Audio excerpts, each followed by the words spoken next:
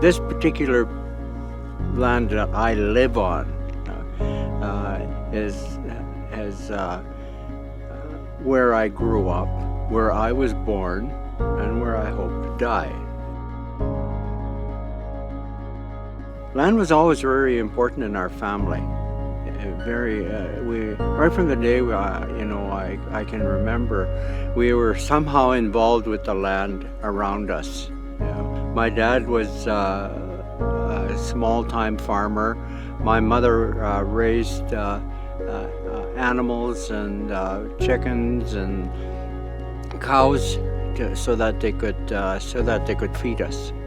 We were expected to participate in this little farm that we lived on.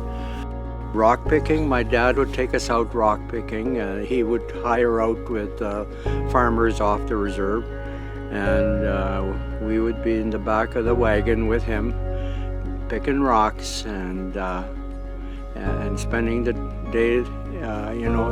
It had its benefit because we got to meet people off the reserve, and we got to see what kind of food they ate.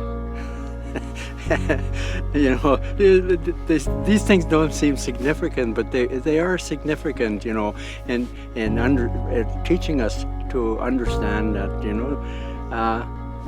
we lived one way and our neighbors across the reserve line lived differently. My dad farmed with horses. He didn't farm with tractors. And this was in the early 50s, So I remember riding in the back of a plow, hanging onto the seat as he was plowing the land. Or at harvest time, the binder, there was a spot there that was just perfect for a little guy.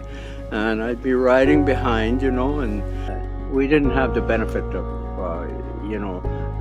a big income or anything like that. So we lived according to our means. And determining that means was also determining how best to live on the land. In many ways, they were life lessons about what the land provides, how important it is for us, and to hear the adults talk about taking care of that land that's the stuff we carried away from living in that kind of an environment.